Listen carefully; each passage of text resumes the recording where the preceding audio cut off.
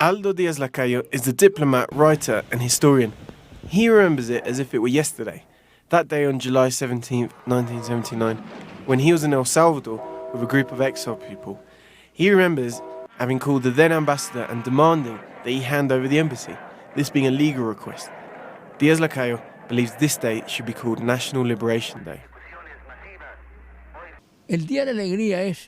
The Day of Joyfulness is the continuation of a struggle that began on May 4, 1927, with the National Dignity Day, when Sandino rejected the Moncada Pact with the U.S. It's a day which was reached after 52 years, and now we are reaffirming our national liberation. The deaths, the suffering of hundreds of thousands, the repression was left behind, but it left an indelible mark. Carlos Fonseca, son of the founder of the Sandinista, the Liberation Front, said that although he was only 12 years old, he remembers coming from Cuba with his family and they were stranded in Panama since the final offensive had already begun.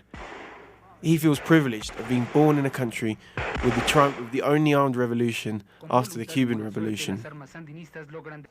With this, the military dictatorships which were imposed by the United States lost their validity.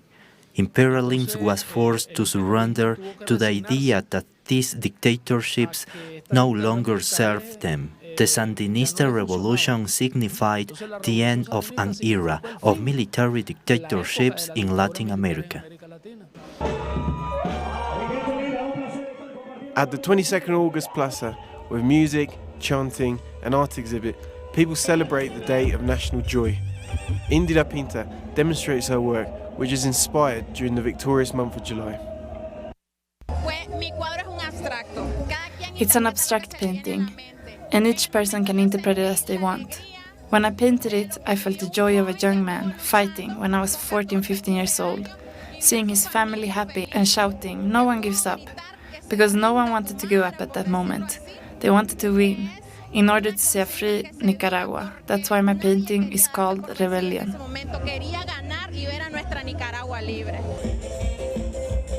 On July 19th, 1979, the board of the government of National Reconstruction, based in the city of León, entered Managua, the capital, and certified the triumph of the popular struggle.